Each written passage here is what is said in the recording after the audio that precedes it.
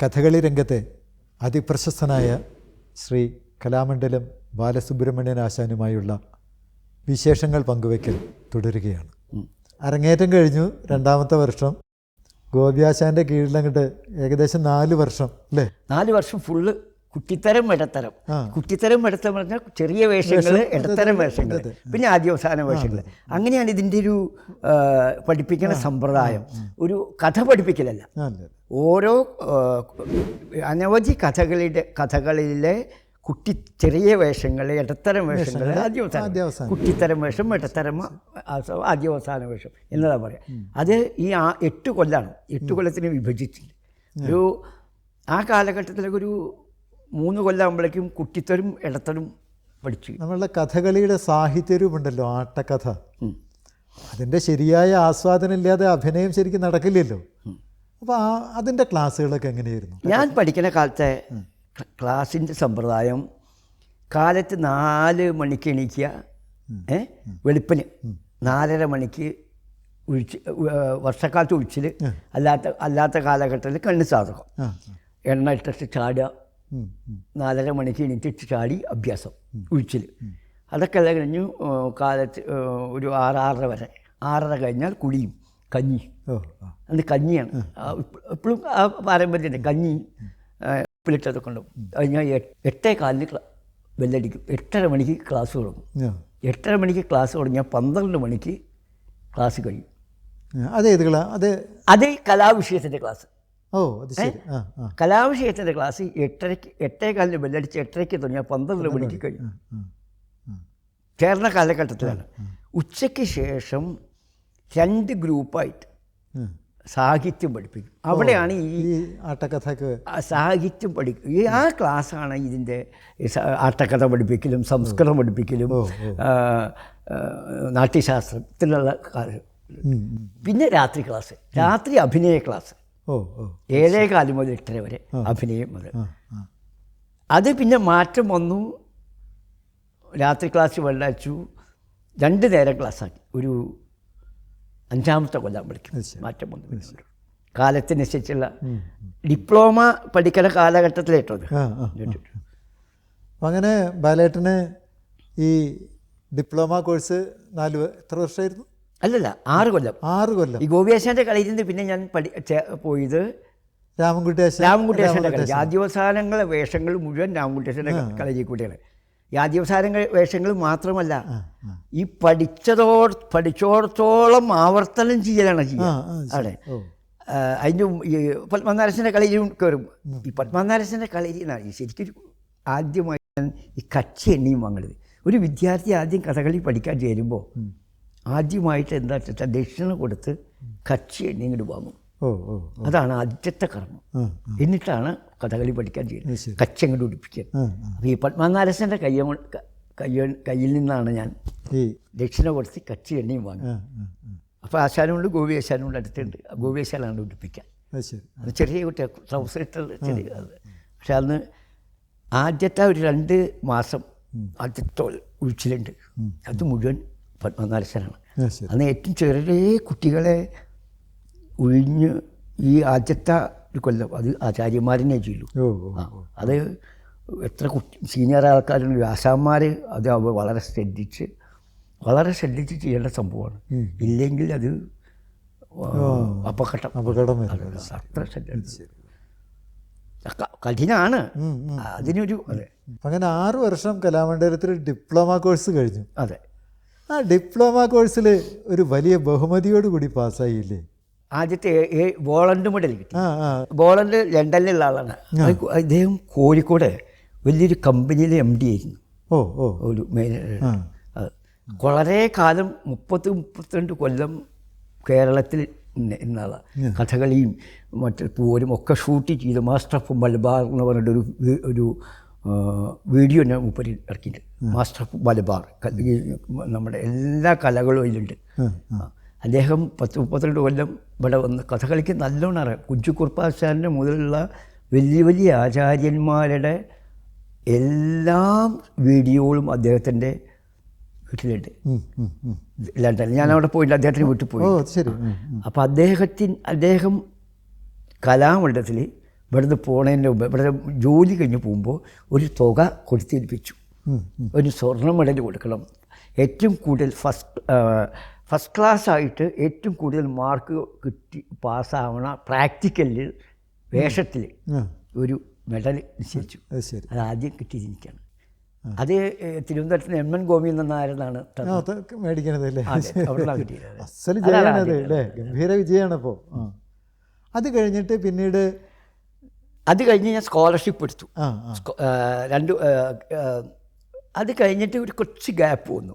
ആ സമയത്ത് എന്തായിരുന്നു? അതെന്താ വെച്ചാൽ ആ കാലഘട്ടത്തിൽ പോസ്റ്റ് ഗ്രാജുവേഷൻ ഉണ്ട്, പക്ഷെ അന്ന് എനിക്കത് കിട്ടിയില്ല. അതവിടെ ഒഴിവുണ്ടായിരുന്നില്ല, വേക്കൻ്റ് ഉണ്ടായിരുന്നില്ല.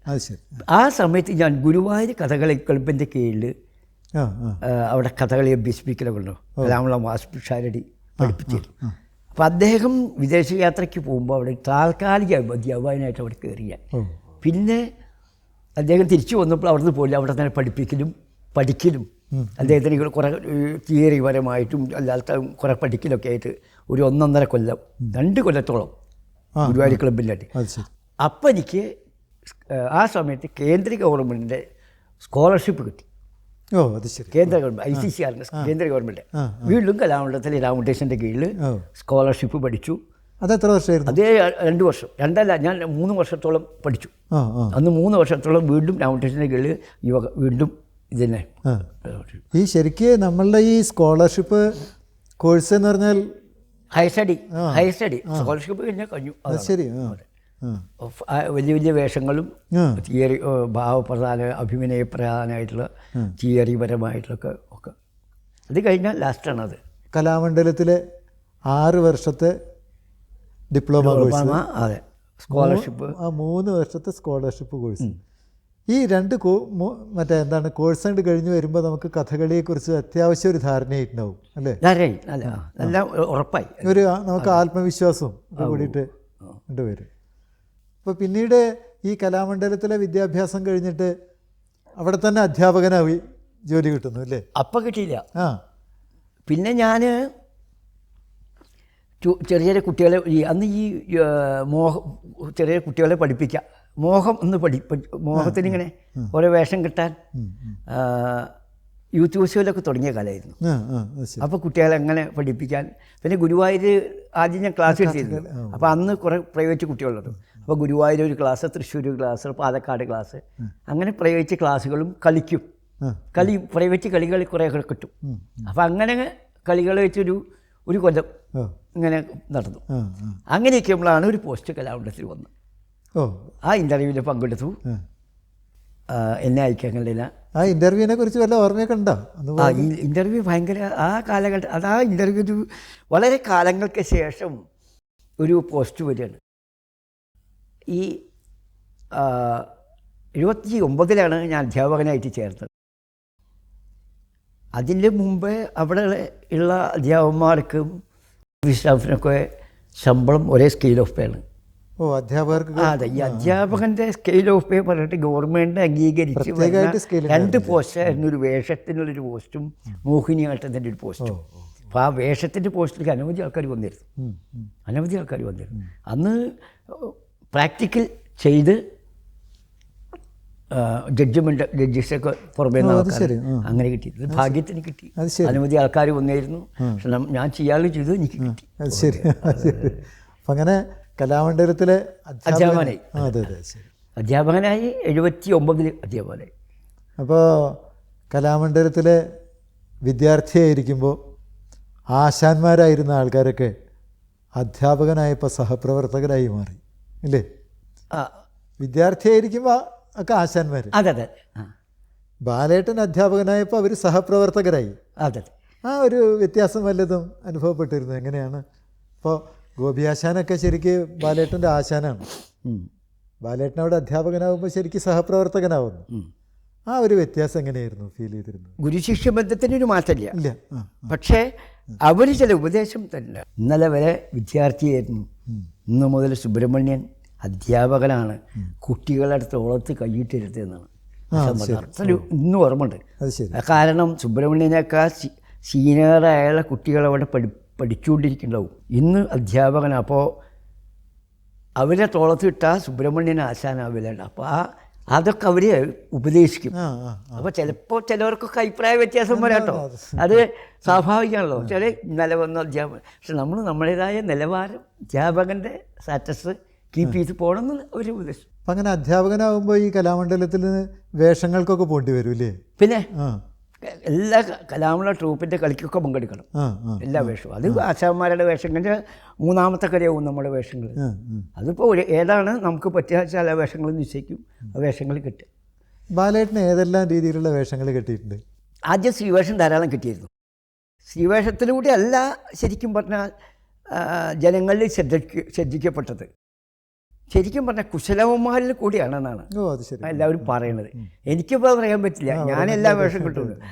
രാമൻകുട്ടിയേശൻ്റെ കൂടെയൊക്കെ കുശലവന്മാർ ധാരാളം കിട്ടിയിട്ട് ആൾക്കാരുടെ ഇടയിൽ ആൾക്കാരിങ്ങനെ തർക്കടില്ലാത്ത കുട്ടികളാണെന്ന് പറഞ്ഞു. അങ്ങനെയാണ് പച്ചവേഷം ശ്രീവേഷം ഗോപിയേശൻ്റെ കൂടി രാമൻകുട്ടിയേശൻ്റെ കൂടി എല്ലാ മെയിൻ ആദ്യവസാന വേഷങ്ങളും കിട്ടിയിട്ട് ഒരു കാലഘട്ടത്തിൽ ശ്രീവേഷം ധാരാളം കിട്ടിയിരുന്നു. പിന്നെ ഞാൻ എൻ്റെ ശരീരഘടനയും മുഖത്തിൻ്റെ അതും കുറച്ചും കൂടി നല്ലത് പുരുഷവേഷമാണ് എന്നുള്ളത് തിരിച്ചറിയൽ ഉണ്ടായി. നമുക്ക് അവരവർ കുറേ കഴിഞ്ഞാൽ നമുക്ക് തിരിച്ചറിയപ്പെടും, അവരവർക്ക് ഏതിൽ പിടിച്ച് നിൽക്കാൻ സാധിക്കും എന്നുള്ളത് അവരവർ തിരിച്ചറിയും. അത് നമ്മൾ ഉണ്ടാക്കിയെടുക്കണം. അത് നമ്മുടെ ഫ്രെയിമിൻ്റെ ഭംഗിയൊക്കെ അതാണ്. ഒരു 3 കൊല്ലം വരെ കഴിഞ്ഞാൽ നമ്മുടേതായ ശരീരത്തിൻ്റെ ഫ്രെയിമിൻ്റെ ഭംഗി എങ്ങനെ നമ്മൾ ഇത് ഉണ്ടാക്കിയെടുക്കണം എന്നുള്ളത് നമ്മൾ മനസ്സിലാക്കി നമ്മൾ അതുപോലെ നമ്മുടെ ശരീരഘടന പ്രവർത്തിച്ചും കൊണ്ട് മുന്നിലേക്ക് പോകണം. ഇല്ലെങ്കിൽ ഗോറ്റിയായിട്ട് മാറും. ഇമിറ്റേഷനാണ് കല. ആ ഇമിറ്റേഷൻ എന്ത് ഇമിറ്റേഷൻ ചെയ്യണം, വേണ്ടത് മാത്രമേ പാടൂ എന്നുള്ള കുറേ കഴിയുമ്പോഴേക്കും ബോധവും മാറും. അത് 3 കൊല്ലം കഴിഞ്ഞാലാണ് അതിൻ്റെ ഒരു മാറ്റം. അതെന്താ വെച്ചാൽ വിദ്യാർത്ഥികളുടെ ഒരു 7 വയസ്സിൽ തുടങ്ങിയാൽ ഒരു 13 വയസ്സിൽ ബോഡി മാറുന്ന സമയമുണ്ടല്ലോ, അതും ഈ കുട്ടിത്തരം പദങ്ങൾ കുട്ടിത്തരം പഠിച്ച് കഴിയലും ഒരേപോലെയും. അപ്പോൾ ഏതിലേക്കാണ് കുട്ടി മാറുക, അതാണ്. അപ്പം അതിന് ആ ഇത് നോക്കിയിട്ട് ആശാന്മാർ നിശ്ചയിക്കും ഈ കുട്ടി എന്നെ ഇതാ നല്ലത്. സ്ത്രീവേഷത്തിൽ വെച്ചാൽ സ്ത്രീവേഷത്തിലേക്ക് മാറ്റും, പുരുഷവേഷത്തിലേക്ക് വെച്ചാൽ പുരുഷവേഷത്തിലേക്ക് മാറ്റും. അത് ആശാന്മാർ ഉണ്ടാവും. അപ്പോൾ അത് കണ്ട് ആശാന്മാർ നിശ്ചയിച്ചാൽ പിന്നെ അവരോര് അതിൽ നല്ലോണം ശ്രദ്ധിച്ച് മുന്നോട്ട് പോകണം. അപ്പം ഞാൻ എന്താ വെച്ചാൽ ഈ പുരുഷവേഷങ്ങൾക്ക് കൂടുതൽ പച്ചവേഷം കിട്ടി തുടങ്ങി കൃഷ്ണന്മാരിലൂടെ, പിന്നെ എല്ലാ കത്തിവേഷവും എല്ലാം കിട്ടി. രൗദ്രഭീമൻ ഒക്കെ ചെയ്തിട്ടുണ്ടല്ലേ? രൗദ്രഭീമനൊക്കെ ഈ അതൊക്കെ ഈ ഒരു പേരെടുക്കാനേ അത് ശരിക്കും ജനങ്ങളുടെ ഇടയിൽ പെട്ടെന്ന് പേരെടുക്കാൻ പറ്റിയ വേഷങ്ങൾ ശ്രദ്ധിക്കപ്പെടാം.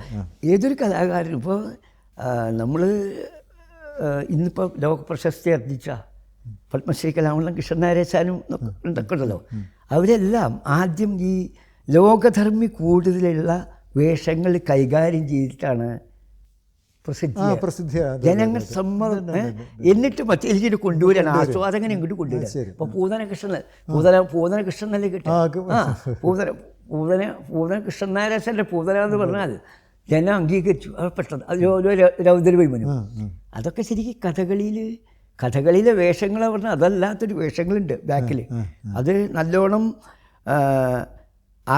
നല്ല ആസ്വാദകരെ സംബന്ധിച്ച് ഈ പൂതനയും രൗദ്രഭീമനൊന്നും ആവില്ല ഇഷ്ടപ്പെടുക. കൃമീരവധം ധർമ്മോത്തരൻ, കാലകേത്തിൽ അർജുനൻ, നരകാസുരൻ, ഉത്ഭവം, ഇന്നും ചില ആസ്വാദകരുണ്ട് ഈ വക കഥകളൊന്നും കാണില്ല, ചിട്ടപ്പെടാനല്ലേ കാണുള്ളൂ. എന്നവിടെ കലാകാരനുണ്ട്. കലാകാരനും ആദ്യം ഈ ലോകധർമ്മിയായുള്ള വേഷങ്ങളാണ് ചെയ്ത് ജനപ്രീതി നേടുക. കുറേ കഴിഞ്ഞാൽ തിരിച്ചു വരും, ഇങ്ങോട്ട് വരും. പിന്നെ അതിനോട് ഭ്രമം കുറയും. പൂതനയ്ക്കും ഒരു ഇതിനുണ്ട്. അതിപ്രശസ്തരായിട്ടുള്ള ഒരുപാട് കഥകളി കലാകാരന്മാരോടൊപ്പം അരങ്ങിലെത്തേണ്ടതുണ്ട് ഇല്ലേ? കലാമണ്ഡലം കൃഷ്ണൻ നായർ, ഗോപി ആശാൻ, രാമൻകുട്ടി ആശാൻ, അങ്ങനെ നിരവധി പ്രശസ്തരായ കലാകാരന്മാരോടൊപ്പം അരങ്ങ് പങ്കിട്ടു. അതിൻ്റെ എന്തെങ്കിലുമൊക്കെ ചില ഓർമ്മകൾ? കുഞ്ചിനാരാശാനാണ് ശരിക്കും പറഞ്ഞാൽ മനോലെ തൊടിയിച്ചിട്ട് ഈ ഒരു കുട്ടിയുടെ അരങ്ങേറ്റം ആ, എന്ന് പറയാം. കുഞ്ഞിനാരൻ പ്രിൻസിപ്പളാകുമ്പോഴാണ് ഞാൻ കലാമണ്ഡലത്തിൽ ചേർന്നത്. ആ, അപ്പോൾ എൻ്റെ രണ്ടാമത്തെ കൊല്ലത്തിൽ അരങ്ങേറ്റം. അപ്പോൾ കുഞ്ചുനാരാശാനാണ് മനോലെ തൊടിയിച്ച് കൃഷ്ണമുടി ആ. തലയിൽ വെച്ച് തന്നിരിക്കും. അദ്ദേഹത്തിൻ്റെ കൂടെ ഞാൻ അദ്ദേഹത്തിൻ്റെ ദുർമാംഗലൻ്റെ കൂടെ ഓ. ധർമാംഗതം കിട്ടിയിട്ട് അത് വലിയ ഭാഗ്യമാണ്. ആദ്യമായിട്ട് കിട്ടുക രണ്ടുപേരും. അങ്ങനെ കുട്ടിവേഷം അദ്ദേഹത്തിൻ്റെ കൂടെ ധർമാംഗതനാണ് ഉണ്ടായിരിക്കുന്നത്. അത് കോട്ടക്കൽ വെച്ചിട്ടാണ്. നല്ലൊരു അനുഭവമായിരുന്നു. പിന്നെ പറയാച്ചാൽ കൃഷ്ണനാരായണൻ്റെ കൂടെ ഒരു 4-4.5 മാസം വിദേശയാത്ര. അദ്ദേഹത്തിൻ്റെ നേതൃത്വത്തിൽ യൂറോപ്പ് മുഴുവൻ 4.5 മാസം. ശരി. അത് 78. ഓ. അപ്പോൾ അദ്ദേഹത്തിൻ്റെ പരിചർമ്മം കൊണ്ട് വളരെ വാത്സല്യമാണ്. അദ്ദേഹത്തിന് മനോഹര അരച്ചു കൊടുക്കുക. കൃഷ്ണനാരായണനെ സംബന്ധിച്ച് പറയുമ്പോൾ അദ്ദേഹത്തിനെ നോക്കിയിരിക്കും. ഞാൻ നോക്കിയിരിക്കുന്ന പോലെ നമ്മൾ ആനയെ കണ്ടാൽ നോക്കിയിരിക്കും എന്ന മട്ട് അദ്ദേഹം ഇങ്ങനെ വന്നാൽ നമുക്ക് കണ്ണു അത്ര അതൊരു നമ്മുടെ കണ്ണ് വേറെ വഴിക്ക് പോകില്ല. അതുകൊണ്ട് നമുക്ക് കൂടുതൽ പലതും മനസ്സിലാക്കാൻ മുഖഭാവങ്ങൾ ഒക്കെ മനസ്സിലാക്കാൻ സാധിച്ചു. എത്രത്തോളം കഥകളിയിൽ മുഖഭാവങ്ങളൊക്കെ എത്ര ഉണ്ട്, ഇങ്ങനെ വേണം എന്നുള്ളത് അദ്ദേഹത്തിൻ്റെ കൂടെ നടക്കും 4-4.5 മാസം കൊണ്ട്. പിന്നെ അദ്ദേഹത്തിൻ്റെ വേഷങ്ങൾ ധാരാളം കണ്ടിട്ടുണ്ട്. അതുകൊണ്ട് മനസ്സിലാക്കാൻ ചെയ്യും. പിന്നെ അദ്ദേഹത്തിൻ്റെ കൂടെ കൂട്ടുവേഷം കിട്ടി. പുനീശ്വരം ബ്രാഹ്മണനിൽ കൃഷ്ണനായിട്ട് ഞാൻ അനവധി കിട്ടിയിട്ടുണ്ട്. അതൊക്കെ ഭയങ്കര അനുഭവമായി. പിന്നെ അദ്ദേഹം ഉപദേശം ഉണ്ടായിട്ടുണ്ട്. നമ്മുടെ വേഷങ്ങൾ ശ്രദ്ധിച്ച് അത് കഴിഞ്ഞ് അണിയറയിൽ വന്ന് ശ്രദ്ധിച്ച് പറഞ്ഞു തരും. അതിൻ്റെ കുറവുകളൊക്കെ പറഞ്ഞ് ഉപദേശിക്കും. അതിൽ കുമാരനാരായണൻ്റെ കൂടെ കിട്ടിയിട്ട് കുമാരനാരായണൻ്റെ കൂടെ കിട്ടിയിട്ട് അദ്ദേഹത്തിൻ്റെ ഹനുമാൻ്റെ കൂടെ കല്യാണസ്വാമി ഭീമൻ കെട്ടിയിട്ടുണ്ട്. ബ്രാഹ്മണൻ്റെ കൂടെ അർജുനൻ കെട്ടിയിട്ടുണ്ട്. കുശലവന്മാർ കെട്ടിയിട്ടുണ്ട്. കുമാരനാരായണൻ ഇതുപോലെ തന്നെ എല്ലാ ആ തലമുറയിലിപ്പോൾ കൃഷ്ണനാരായണൻ്റെ കൂടെ കെട്ടിയിട്ടുണ്ട്, കുമാരനാരായണൻ്റെ കൂടെ കെട്ടിയിട്ടുണ്ട്, കുഞ്ചിയാശാൻ്റെ കൂടെ കെട്ടിയിട്ടുണ്ട്. പിന്നെ എൻ്റെ ആശാന്മാരായ രാമകുട്ടേശൻ്റെ കൂടിയും ഗോപേശൻ്റെ കൂടിയും പത്മനാഭൻ്റെ കൂടിയും ധാരാളം വേഷം കിട്ടിയിട്ടുണ്ട്. പിന്നെ അതിന് ചോടെടുത്താൽ ഇപ്പോൾ കലാമുള്ള വാസുഷാരടി വാസോട്ടം എന്നാണ് ഞാൻ വിളിക്കുക. സദനം കൃഷ്ണൻകുട്ടിയച്ഛൻ, കോട്ടക്കൽ ചന്ദ്രശേഖരൻ, മാത്തൂർ ഗോവിന്ദൻകുട്ടി, ഇവരുടെ കൂടെയൊക്കെ ധാരാളം വേഷം കിട്ടിയിട്ടുണ്ട്. അപ്പം സമ്പന്നമായിട്ടുള്ള ഒരു അരങ്ങ് വാസ്തവത്തിൽ ബാലേട്ടന് കിട്ടിയിട്ടുണ്ട്. ഈ വലിയ വലിയ തലമുറയുടെ കൂടെ കെട്ടാനും അവരുമായിട്ടുള്ള സൗഹൃദം ഉണ്ടാക്കാനും കലാപരമായിട്ടുള്ള എൻ്റെ വളർച്ചയ്ക്ക് വളരെ ഭയങ്കര സഹായകരമായിട്ട് സംശയമൊന്നുമില്ല. അവരുടെ കുട്ടിവേഷങ്ങളും അവരുടെ വാത്സല്യം കൂടി എനിക്ക് കിട്ടി. അതാണ് സമ്മതമായിരുന്നു. പിന്നെ ബാലേട്ടൻ്റെ ഈ ചൊല്ലിയാട്ടത്തെക്കുറിച്ച് ഞാൻ ധാരാളം കേട്ടിട്ടുണ്ട്. ചൊല്ലിയാട്ടം ഒരുപാട് വേദികളിലൊക്കെ ധാരാളം ചെയ്യണമെന്നും കണ്ടിട്ടുണ്ട്. ഈ ചൊല്ലിയാട്ടം എന്ന് പറഞ്ഞാൽ ചൊല്ലിയാട്ടം എന്ന് പറഞ്ഞാൽ വിത്തൗട്ട് കോസ്റ്റ്യൂം, വേഷം ആടയാഭരണങ്ങളില്ലാണ്ട് ശരിക്ക് കളരിയിൽ ചെയ്യുന്നതിനെ ചുറ്റിയാട്ടം. അത് ശരിയാ. ചുറ്റിയാട്ടം എന്ന് പേര് പറഞ്ഞു, പേര് വീണു. അത് എങ്ങനെ വന്നു ചോദിച്ചാൽ പാട്ടുകാർ പറഞ്ഞുകൊണ്ട് ആടുക, അങ്ങനെ പേര് വന്നതിൻ്റെ ഒരു ഐതിഹ്യമൊക്കെ പലരും പലുണ്ടാക്കുന്നുണ്ട്. അല്ല, വളരെ ഗംഭീരമായിട്ട് ബാലേട്ടൻ ചെയ്യണത് ഞാൻ കണ്ടിട്ടുണ്ട്. ഈ ചൊല്ലിയാട്ടമാണ് ഒരു കലാകാരനെ സംബന്ധിച്ചിടത്തോളം വേഷഭംഗി ഉണ്ടെങ്കിൽ, ആഹാര വലിപ്പം ഉണ്ടെങ്കിൽ രംഗത്ത് വേഷം കെട്ടിയാൽ വിജയിച്ചു പോരാം. ആ കലാകാരന് ചൊല്ലിയാടാൻ പറ്റിക്കൊള്ളുന്നില്ല. ചൊല്ലിയാടി വൃത്തിയായിട്ട് കളരിയിലെല്ലാം നല്ലോണം അഭ്യാസം കിട്ടിയിട്ട് വേണം രംഗത്ത് ചെയ്യാം. ചൊല്ലിയാടുന്നത് പോലെ അതുപോലെ രംഗത്ത് അവതരിപ്പിക്കണമെന്നില്ല കേട്ടോ. രംഗത്ത് അതിന് പരിമിതിയുണ്ട്. പരിമിതിയല്ല, അത്രേ പറ്റൂ, 3-1 പറ്റൂ. ചൊല്ലിയാടുന്നത് പോലെ കരങ്ങത്ത് കാണിച്ചാൽ അതാണ്. ചൊല്ലിയാട്ടം വിജയിക്കണമെങ്കിൽ ബോഡി സ്ട്രക്ചർ പെർഫെക്ഷൻ ആയിരിക്കണം. ശരി. മുദ്രകൾ, കാല്, നീളം പെർഫെക്ഷൻ ആയിരിക്കും. ശരി. കോട്ടം തീർന്ന് പഠിച്ചെങ്കിൽ മാത്രമേ ചുര്യാട്ടത്തിന് ഭംഗി വരൂ. അത് എല്ലാവർക്കും കിട്ടിക്കൊള്ളുന്നില്ല. ചിലവർക്ക് സമയപരിമിതി മൂലം നമ്മൾ തൽക്കാലം ഈ ചർച്ച ഇവിടെ അവസാനിപ്പിക്കുകയാണ്. ഇതിൻ്റെ ബാക്കി നമുക്ക് അടുത്ത ഭാഗത്ത് വീണ്ടും ചർച്ച ചെയ്യാം.